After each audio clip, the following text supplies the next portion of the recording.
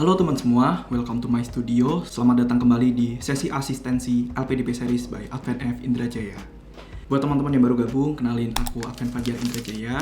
Aku adalah seorang fresh grade arsitek dari Universitas Gadjah Mada Yogyakarta, sekaligus calon penerima manfaat dari beasiswa LPDP Batch 2 tahun 2024 pada bidang Master of Urban Design. Kalau di video sebelumnya, aku udah bahas tentang 5 hal yang aku harap aku tahu lebih awal saat mendaftar LPDP. Di video sesi asistensi kali ini, aku bakal bantu teman-teman gimana sih caranya ngisi CV dan isi LPDP ala Advent yang bisa bawa aku lolos one shot melalui jalur reguler Magister Luar Negeri pada bidang Master of Urban Design.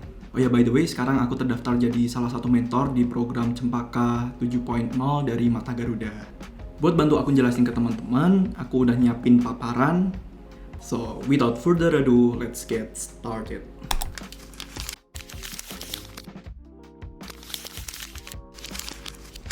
Oke, sekali lagi selamat datang di paparan Adventurous LPDP Mentorship for Batch 1 2025, episode 1, Winning the Administration Pace. So, disclaimer dulu teman-teman, no exact way to be successful in life, especially in LPDP admission. Don't believe me 100%, it's mine, find yours. Sekali lagi, aku nggak ngeklaim caraku ini adalah cara yang benar, teman-teman. Tapi setidaknya, caraku ini adalah cara salah satu dari 4.000 sekian pendaftar yang diterima di batch 2 tahun 2024 kemarin. Jadi teman-teman bisa pakai caraku atau bisa cari cara dari mentor lain yang menurut teman-teman lebih suitable ke teman-teman. Let's get started. Ya, ini perkenalan. Kenalin aku Advent Fajar Indrajaya ya. Aku seorang arsitek dari UGM Yogyakarta, lolos di batch 2 2024 kemarin pada bidang Master of Art in Urban Design. Pada paparan kali ini, aku bakal bagi paparannya menjadi 3 sesi gitu ya. Yang pertama adalah preparing the documents. Yang kedua adalah filling the CV of LPDP. Yang ketiga baru menulis essay LPDP. Kita masuk ke sesi pertama, yaitu preparing the documents. Mempersiapkan dokumennya. Nah, untuk LPDP 2025 batch 1 ini, pada umumnya dokumen yang perlu disiapkan adalah sama dengan batch-batch sebelumnya. Kita perlu nyiapin scan KTP, scan ijazah S1, S2, atau scan transkrip juga, sertifikat bahasa asing, surat rekomendasi, dan surat pernyataan. Nah, perlu digarisbawahi bahwa surat rekomendasi di jalur reguler batch 1 2025 hanya dalam bentuk isian form online. Nah, jadi teman-teman harus lebih aware agar bisa mengontak Bapak Ibu rekomendatornya karena surat rekomendasi di tahun ini hanya melalui form online melalui email. Selain itu, buat teman-teman yang udah punya LOE silahkan disiapkan. Kalau misalkan ada yang udah telanjur sekolah dulu atau S2 dulu, silahkan mengajukan surat pemberhentian studi kalau perlu. Kemudian teman-teman yang memerlukan penyetaraan ijazah, ini yang dari luar negeri ya. Kemudian untuk pendaftar PNS TNI Polri, kalau misalkan ada surat usulan pendaftar, silahkan dimasukkan. Untuk pendaftar dosen tetap, masukkan dokumen NIDN. Kemudian untuk yang mendaftar doktor, sertakan surat kesediaan promotor dan juga proposal penelitian. Nah, to be kept in mind, untuk sertifikat bahasa hanya bisa dengan sertifikat bahasa yang original atau yang asli. Untuk TOEFL-like, TOEFL Prediction, IELTS Prediction, dan lain sebagainya itu tidak bisa dipakai. Kemudian untuk LOE yang bisa teman-teman pakai hanyalah LOE unconditional.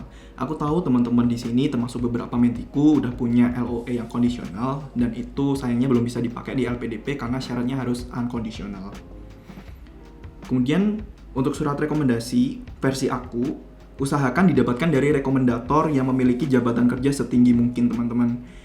Kalau misalkan rekomendator bisa melalui tokoh masyarakat yang punya nama atau terkenal, silahkan digunakan gitu ya. Jika bisa mengusahakan atasan dengan jabatan lebih tinggi, seperti contohnya kalau misalkan PNS punya relasi dengan eselon yang lebih tinggi, silahkan dimanfaatkan. Kalau misalkan teman-teman mau mendapatkan rekomendasi dari rekomendator akademisi, seperti dosen dan lain sebagainya, aku sarankan untuk bisa mengambil surat rekomendasi dari minimal profesor, kepala departemen, dekan, ataupun bahkan sampai rektor, seperti itu ya. Sekali lagi, ini versi aku, karena di LPDP tidak disyaratkan, tapi menurut hemat aku pernah menjadi panelis di beasiswa lain. Nama-nama rekomendator yang mempunyai jabatan lebih tinggi atau sudah punya nama, seperti tokoh masyarakat, maka akan kunotis lebih awal. Jadi ini adalah salah satu strategiku dalam menyiapkan surat rekomendasi. Nah, itu cukup singkat untuk dokumen. Kita masuk ke sesi kedua, yaitu mengisi CV LPDP. Nah, yang pertama untuk mengisi biodata, sepertinya teman-teman udah tahu lah ya. Cukup masukkan nama, alamat, dan lain sebagainya yang diminta di websitenya LPDP. Aku kira teman-teman nggak bakal menemukan kesulitan. Jadi kita masuk ke selanjutnya, yaitu bagaimana cara mengisi strong points. Nah, strong points di sini aku bakal jelasin ke teman-teman cara menjawabku, yaitu dengan menggunakan metode deklarasi dan elaborasi. Pada dasarnya, untuk strong points ini bentuknya adalah poin. Artinya teman-teman hanya bisa menjawab dengan poin-poin berupa kalimat-kalimat singkat ya. Aku sarankan maksimal dijawab dengan 2 kalimat dengan teknik deklarasi dan elaborasi. Kalimat pertama digunakan untuk mendeklarasikan jawaban teman-teman, yaitu menjawab secara singkat, jelas, padat, dan original atau to the point tentang strong point teman-teman. Kemudian kalimat kedua digunakan untuk mengelaborasi. Apa sih elaborasi itu? Elaborasi adalah menjelaskan tentang deklarasi atau kalimat yang pertama tadi dengan penjelasan konkret. Bisa dengan contoh, bisa dengan menjelaskan apa maksud teman-teman di deklarasi tersebut dengan bahasa yang lebih awam. Contohnya kalau punya aku menjelaskan aku adalah pribadi yang percaya diri, berkeinginan kuat, berdedikasi, dan bertanggung jawab. Itu adalah deklarasinya. Kemudian elaborasinya adalah dalam setiap pekerjaan saya selalu optimis dalam merencanakan, totalitas dalam menjalankan, dan berani introspeksi terhadap kekurangan. Jadi diingat metodenya adalah deklarasi dan elaborasi. Nah, selanjutnya adalah weak points atau poin-poin kelemahan kita. Cara jawabnya masih sama dengan metode deklarasi dan elaborasi. Deklarasi adalah untuk menjawab singkat apa saja kelemahan kita. Nah, bedanya untuk elaborasi di weak points, teman-teman harus menjelaskan upaya apa yang sudah dilakukan untuk mengatasi kekurangan yang telah disampaikan di poin deklarasi. Nah, satu hal lagi yang perlu dinotis adalah ketika teman-teman menjawab weak points, usahakan jumlahnya lebih sedikit daripada yang disebutkan di strong points.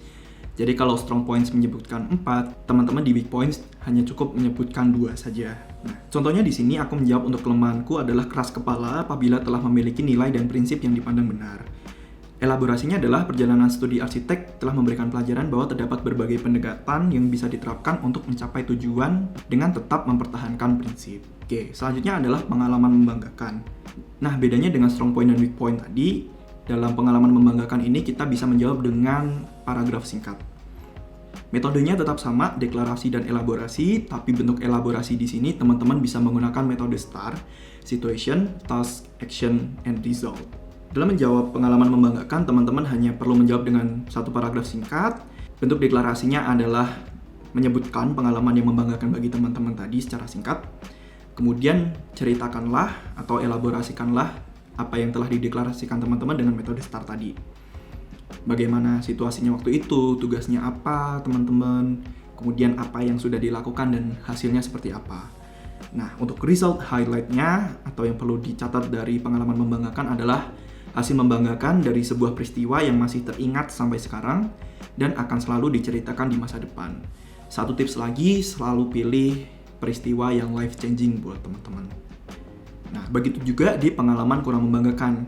Cara jawabnya masih sama, deklarasi dan elaborasi. Elaborasinya dengan metode STAR. Bedanya adalah di result highlight, yang perlu dibawa teman-teman adalah catatan diri yang akan selalu diingat dan menjadi pelajaran untuk tidak diulangi di masa depan. Nah, kalau di pengalaman membanggakan tadi, aku menyebutkan aku pernah menjadi delegasi Indonesia dalam Life Design Discourse ASEAN. Kalau di pengalaman kurang membanggakan, aku menceritakan bahwasanya pada waktu SMA aku pernah menjadi perwakilan Jawa Tengah di Pramuka Garuda berprestasi nasional tapi kalah karena satu hal yang sangat amat remeh. Kemudian kita masuk ke hal terakhir yang diajarkan pada diri sendiri. Pada dasarnya metode jawabnya masih sama, deklarasi dan elaborasi. Elaborasinya dalam bentuk cerita bermetode STAR. Bedanya adalah yang perlu dicatat oleh teman-teman, result highlight-nya berupa catatan diri dan pelajaran hidup yang akan selalu dipegang ketika melakukan sesuatu di masa depan. Contohnya di sini, hal terakhir yang aku ajarkan pada diri sendiri adalah menjadi pembelajar sepanjang hayat. Dan itu benar-benar peristiwa yang benar-benar baru. Ketika aku mendaftar LPDP, aku mengikuti penataan kode etik dan bertemu arsitek yang sudah sangat sepuh tapi masih belajar bersama waktu itu. Pada waktu itu aku ngobrol dan aku dapat berbagai pelajaran dari beliau kayak gitu, dan akhirnya aku berkomitmen untuk bisa seperti beliau menjadi pembelajar sepanjang hayat. Masuk ke selanjutnya adalah kesalahan yang pernah dilakukan saat belajar. Pada dasarnya jawabnya juga masih sama, metode deklarasi dan elaborasi. Elaborasinya dengan metode STAR. Yang perlu dicatat adalah coba cari contoh kesalahan yang konkret sewaktu teman-teman bekerja atau masih belajar seperti itu ya. Seperti di sini aku menjelaskan ketika aku menjadi seorang asisten dosen di UGM, aku menggunakan metode belajar yang salah untuk teman-teman bimbingan aku. Hasilnya, teman-teman bimbingan aku jadi dapat nilai yang lebih rendah daripada teman-teman bimbingan lainnya. Dan aku mengelaborasikan bagaimana caraku untuk mengatasi hal tersebut dengan mengubah metode belajarnya. Nah, dengan itu aku menampilkan result highlight berupa kemampuan untuk bangkit, menghadapi konsekuensi terhadap kesalahan, dan langkah konkret cara mengatasinya. Selanjutnya kita masuk ke tugas di luar lingkup seharusnya. Ceritakan studi kasus yang real dari pekerjaan atau sewaktu teman-teman menjadi mahasiswa. Metode ceritanya masih sama, teman-teman mendeklarasikan pada kalimat paling awal, kemudian mengelaborasikan dengan metode STAR di kalimat-kalimat penjelasnya. Yang perlu diambil untuk menjadi result highlight dari tugas di luar lingkup seharusnya adalah kemampuan untuk beradaptasi, kemampuan untuk tetap belajar sesuatu baru dari hal yang tidak disukai, dan kemampuan menunjukkan dedikasi penugasan dan menghasilkan hasil yang baik. Nah, contohnya untuk di tugas di luar lingkup yang seharusnya ini, aku cerita pada waktu itu aku menjadi seorang arsitek di UGM. Saking lamanya narator yang lama menjadi lelah karena menunggu mereka mengganti narator yang baru. Kalau versi teman-teman apa? Coba komen ya. Kalau misalkan ada yang mau ditanyakan, langsung aja asistensiin. Nah, selanjutnya ada isian untuk pembeda dari peserta lain. Cara menjawabnya masih sama dengan metode deklarasi dan elaborasi dengan metode STAR untuk elaborasinya. Yang perlu dicatat adalah teman-teman coba deh cari pembeda dari peserta lain itu be original gitu. Apa sih yang membedakan teman-teman dari peserta lain kayak gitu. Jangan sampai cuma ditulis, oh saya punya public speaking yang bagus, oh saya punya kepemimpinan yang baik. Ya nggak apa-apa sih, cuma bayangin aja dari 41.000 sekian peserta, bukannya banyak banget yang menyebutkan hal yang sama ya. Nah, dari aku ada tips, yaitu dalam menulis sifat pembeda dari peserta lain, coba hadirkan sifat yang original dengan menggabungkan dua kata sifat general menjadi satu. Hindari sifat yang general seperti kreatif, ulet, kritis. Instead of nulis kayak gitu, coba satuin itu menjadi satu sifat baru yang otentik. Seperti memiliki kemampuan kreatif critical thinking. Yang kreatif banyak, yang kritis banyak, tapi yang punya kemampuan kreatif critical thinking itu sedikit. Nah, itu akan menjadi sifat pembeda dari teman-teman dengan peserta yang lain. Nah, kemudian untuk riwayat pendidikan dan pekerjaan, aku rasa nggak ada masalah ya teman-teman. Untuk riwayat pendidikannya S1, profesi, S2, dan sebagainya silahkan dimasukkan. Khusus untuk kolom profesi, teman-teman tidak wajib mengisi kecuali kalau teman-teman dari pendaftar dokter. Kemudian untuk riwayat pekerjaan, meskipun teman-teman belum pernah bekerja secara profesional, mungkin baru magang atau internship, silahkan dimasukkan saja. Intinya jangan sampai kosong ya. Karena ini menunjukkan setidaknya teman-teman sudah menerapkan teori-teori yang sudah didapat di masa pendidikan dan mempraktekannya langsung di dunia kerja. Kemudian selanjutnya pengalaman organisasi kayaknya juga cukup jelas. Kalau misalkan ada jabatan ketua lebih diutamakan seperti itu.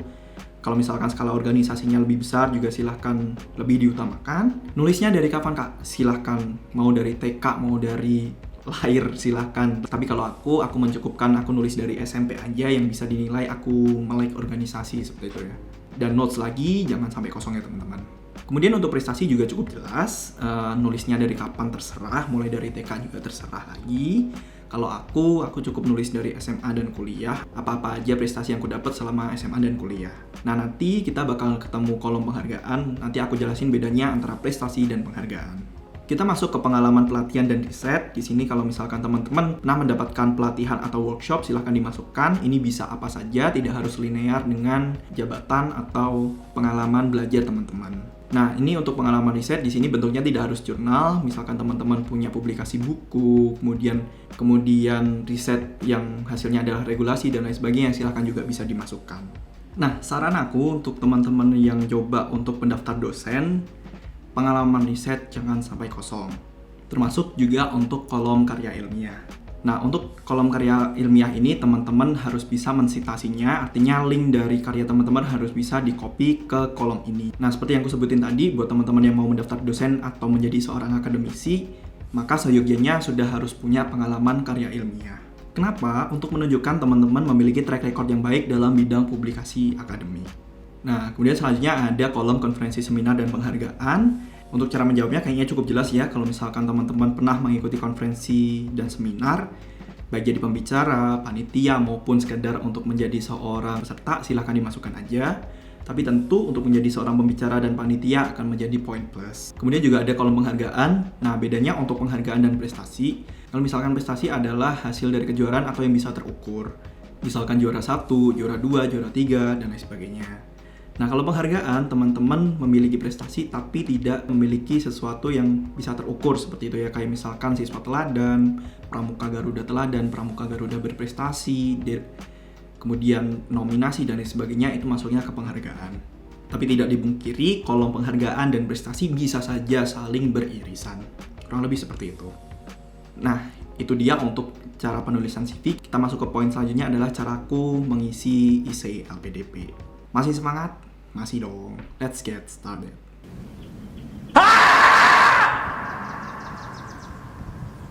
Nah, teman-teman tahu nggak sih yang paling penting dari essay LPDP per tahunnya tuh apa? Yang paling penting adalah essay prompt atau perintah dalam pembuatan essay. Hati-hati, setiap tahunnya essay prompt LPDP itu bisa beda-beda. Kebetulan untuk tahun ini essay promptnya sama dengan batch sebelumnya, yaitu di tahun 2024 dan di tahun 2022. Jadi hati-hati kalau misalkan teman-teman mencari contoh atau mencari presiden untuk essay-essay yang mau teman-teman jadikan acuan seperti itu ya. Nah, untuk di 2025 ini essay promptnya adalah komitmen kembali ke Indonesia, rencana pasca studi, dan rencana kontribusi di Indonesia. Komitmen kembali ke Indonesia adalah prompt pertama, kemudian rencana pasca studi adalah prompt kedua, dan rencana kontribusi di Indonesia adalah prompt ketiga. Kemudian selain prompt juga ada mandatory length atau panjang maksimal. Rentangnya adalah di 1.500 sampai 2.000 kata. Nah, maka essay yang dibuat teman-teman setidaknya harus seminimal mungkin menjawab dengan jelas bagaimana seorang awardee berkomitmen kembali ke Indonesia, apa saja rencana pasca studinya, dan bagaimana rencananya untuk dapat berkontribusi di Indonesia dalam essay sepanjang 1.500 sampai 2.000 kata. Nah, sifat essay-nya LPDP itu gimana sih? Sekali lagi, disclaimer dulu, ini adalah menurut analisisku ya, berdasarkan essay teman-teman awardee lain yang sudah pernah aku baca. Sifat essay LPDP yang pertama adalah nasionalis, artinya berorientasi untuk mendukung arah pembangunan Indonesia. Kemudian yang kedua konkret, berangkat dari isu nyata, realistis, dan dapat dilakukan. Kemudian solutif, artinya berorientasi pada solusi untuk bangsa, tidak hanya menyalahkan kondisi, tapi juga punya alternatif solusi. Kira-kira Indonesia butuh apa? Kemudian yang keempat adalah semi ilmiah, artinya essay LPDP tetap bersifat formal dan didukung oleh data pendukung, namun tidak sampai sekaku bahasa karya ilmiah maupun bahasa hukum, seperti itu ya. Kutuliskan di sini range kekakuan atau elastisitas bahasa dalam essay LPDP ini antara bahasa bisnis dan karya ilmiah. Artinya essay LPDP tidak sampai seformal karya ilmiah, namun harus menggunakan dasar data yang lebih lengkap dibandingkan dokumen bisnis. Nah, selanjutnya kita masuk ke struktur essay. Ini disclaimer, sekali lagi ini adalah versi aku. Artinya teman-teman bakal menjumpai struktur essay yang lain dari mentor-mentor yang lain dan tidak ada yang benar maupun salah di sini. Yang penting teman-teman menjawab semua essay promptnya. Tapi setidaknya ini adalah yang kugunakan sehingga bisa lolos di batch 2 tahun 2024 kemarin secara one shot. Nah, dalam hal ini aku membagi menjadi 3 sub besar, yaitu opening atau pembukaan, main body, kemudian closing. Yang mana totalnya adalah 13 paragraf. Di opening ini ada hook dan perkenalan singkat. Kemudian di main body-nya ada identifikasi isu, argumen urgensi, alternatif solusi, alasan memilih studi lanjut, komitmen kembali ke Indonesia, dan rencana pasca studi. Kemudian ditutup dengan essay recap dan closing statement. Nah, satu hal lagi yang perlu diperhatikan adalah storytelling teman-teman. Essay yang baik seharusnya memiliki dinamika essay sehingga ketika panelis membaca juga ikut merasakan apa sih yang ingin disampaikan oleh awardee itu dalam cerita essay-nya. Kalau dari aku, melalui struktur essay yang kubangun tadi, kurang lebih dinamika ceritanya akan terasa seperti ini. Yang pertama adalah hook, itu dipancing dulu seperti itu ya, kemudian masuk ke perkenalan singkat akan turun, masuk identifikasi isu, naik lagi, argumen urgensi naik lagi, kemudian klimaksnya adalah sampai di alternatif solusi. Dari alternatif solusi tadi diberikan anti klimaks dengan menjelaskan alasan pemilihan studi lanjut, pemilihan kampus dan alasan untuk abroad, kemudian lanjut lagi, semakin mild dengan masuk ke komitmen kembali ke Indonesia, dan rencana pasca studi dan bentuk kontribusinya, dan ditutup agak naik sedikit dengan essay recap dan closing statement. Nah, metode storytelling yang perlu teman-teman perhatikan lagi adalah bagaimana cara teman-teman menyampaikan ide. Gunakan metode SMART untuk menjelaskan rencana atau masa depan, dan juga gunakan metode STAR untuk menjelaskan pengalaman atau masa lalu. By the way, aku bukan ahli bahasa, tapi setidaknya aku sedikit tahu tentang bahasa gitu ya. Jadi satu hal lagi yang perlu teman-teman tahu adalah bagaimana cara meramu paragraf. Kita tahu di bahasa Indonesia ada yang namanya paragraf deduktif dan paragraf induktif. Paragraf deduktif adalah kalimat utamanya di depan, paragraf induktif kalimat utamanya ada di belakang.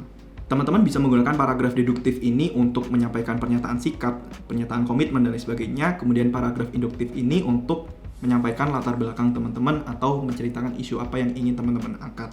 Paragraf deduktif maupun induktif, teman-teman perlu mempelajari yang namanya progresi kalimat, yaitu bagaimana cara teman-teman menyusun kalimat sehingga dapat menjadi satu paragraf yang padu. Untuk paragraf deduktif sendiri, teman-teman diawali dengan kalimat utama untuk menyampaikan deklarasi atau pernyataan sikap. Baru dilengkapi dengan beberapa kalimat penjelas untuk mendukung argumen dan memberikan contoh. Nah, ciri dari paragraf deduktif ini adalah kalimat pertama adalah kalimat paling penting dari paragraf tersebut. Nah, kalau misalkan di paragraf induktif, yang paling pentingnya adalah kalimat yang paling terakhir.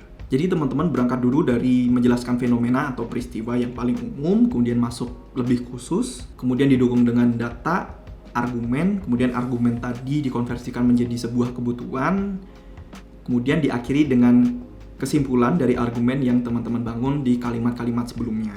Nah, ciri dari paragraf induktif ini adalah teman-teman menggunakan konjungsi seperti jadi, maka, oleh karena itu, dan lain sebagainya. Dan inilah esaiku.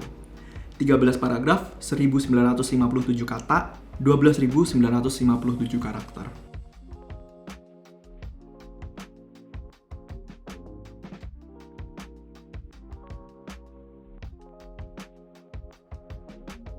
Oke, itu dia caraku ngisi CV dan esai LPDP di batch 2 tahun 2024 kemarin. Disclaimer sekali lagi, ini adalah argumenku, ini adalah opiniku, apa yang gue sampaikan belum tentu 100% benar. Silahkan diambil baiknya, kalau misalkan teman-teman menemukan cara yang lebih baik, silahkan dipakai. Gimana menurut teman-teman? Ada yang mau ditanyain? Tulis aja di kolom komentar, kita asistensi kayak biasa. Coming up next, kita udah selesai dari tes administrasi. Aku bakal bantu teman-teman mempersiapkan seleksi bakat skolastik. Don't forget to like, comment, dan subscribe channel aku. Kita ketemu di sesi asistensi selanjutnya. Have a nice day and do your deadline. Bye.